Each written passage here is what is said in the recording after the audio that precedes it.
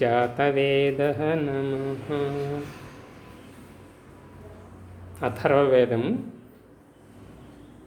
8వ కాండము 84వ సూక్తములో 4వ మంత్రం.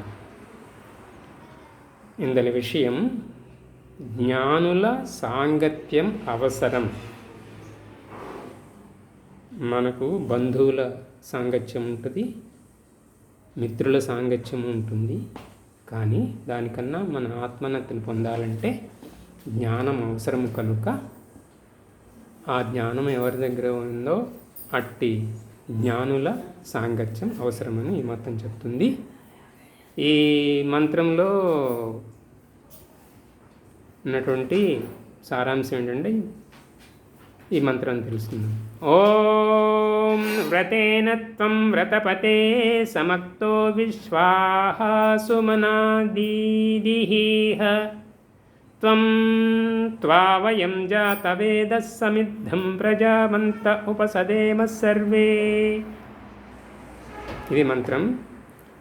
మంత్రంలోని ప్రతి పదం యొక్క అర్థం, ప్రతి పదార్థం. వ్రతపతే అంటే వ్రతములను ఆచరించేటటువంటి, ఆచరింపు చేసేటటువంటి. ఈ వ్రతపతి అంటే ఆ ఆచార్యుడు, విద్వాంసుడు ఎవరైతే ఉన్నారో అలాంటి ఆయన్ని సంబోధన చేస్తూ హే వ్రతపతే అంటున్నాను. ఓ జాతవేద. జాతవేద అంటే జాతవేద అంటే జ్ఞానం తెలిసినవాడ. జ్ఞాత ప్రజ్ఞ విద్వన్, జ్ఞానం ప్రజ్ఞ కలిగినటువంటి ఓ విద్వాన్, విద్వాంసుడా. త్వం నీవు వ్రతేన నీ మహావ్రత నియత చేత కర్తవ్య పాలన కార్యంలో, ఏ వ్రతం అయితే తీసుకొని ఆ నియమాలను పాలిస్తూ తన కర్తవ్యాలను నిర్వహిస్తున్నాడు అందులో సంఅక్త బాగుగా శోభించుము అంటే కర్తవ్య పాలన చేత బాగా శోభిల్లుము.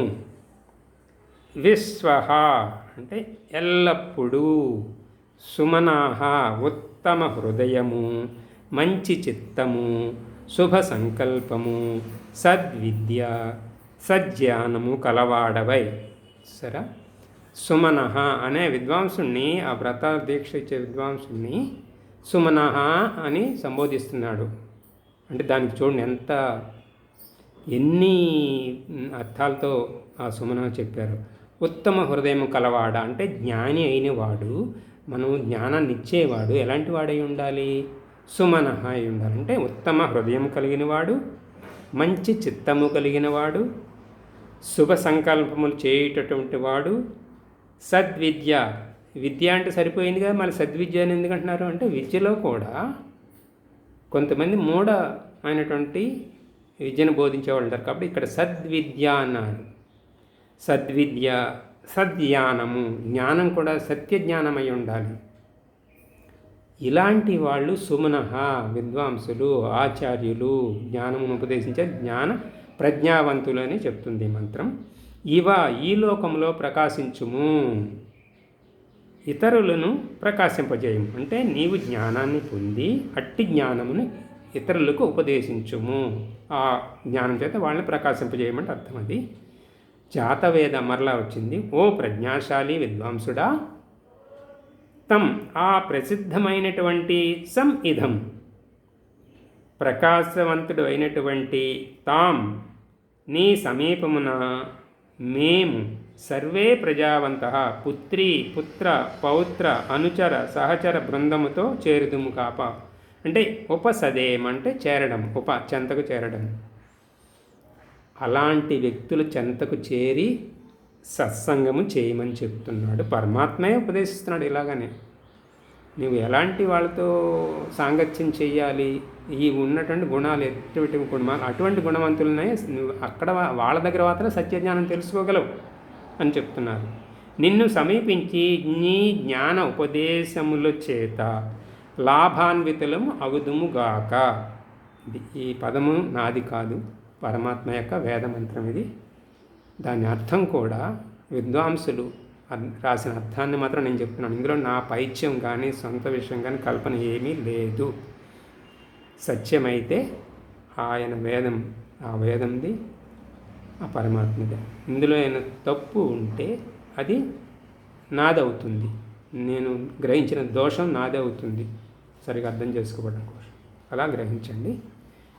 దీని యొక్క భావార్థం: విద్యా విజ్ఞానవేత్తలు, జ్ఞాన వయోవృద్ధులు, అనుభవేద్యుల చెంతకు శ్రద్ధాభక్తులతో వెళ్ళి వారి జ్ఞానము ద్వారా తమ జీవితములను చక్కదిద్దుకొనవలయును. అది మన జీవితాలు చక్కదిద్దబడాలంటే, మన ఆత్మ ఉన్నతి కలగాలంటే, మనం సత్య మార్గంలో ప్రయాణించి సద్విద్యను తెలుసుకొని ఆ పరమాత్మ యొక్క ఆనందాన్ని అనుభవించాలంటే ఆ మార్గం ఎటుదై ఉండాలి, ఎలాంటి వారిని చేరాలంటే ఇక్కడ చెప్పారు. విద్యా విజ్ఞానవేత్తలు. విద్య అనగానే పాఠశాలలో చదువును అది విద్య కాదు. విద్య అంటే ద్వే విద్య పరాపరాహ అని వేదం చెప్తుంది. వేదం విజ్ఞానమే విద్య. విజ్ఞానం అంటే వేద జ్ఞానమే, పరమాత్మ యొక్క సందేశమే. విజ్ఞానవేత్తలు, వేదం తెలిసిన వేత్తలు, విజ్ఞానవేత్తలు, జ్ఞాన వయోవృద్ధులు. వయోవృద్ధులు అంటే సరిపోయింది కదా, ముసలివారు.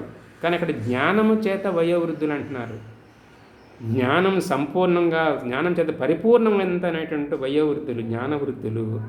అనుభవ వేద్యులు అంటే వారు ఆ జ్ఞానాన్ని పొంది దాన్ని ఆచరించి, ఆచరణ ద్వారా వచ్చిన ఫలితం యొక్క అనుభూతి పొంది వారి అనుభవంతో తిరిగి చెప్పేవాళ్ళు.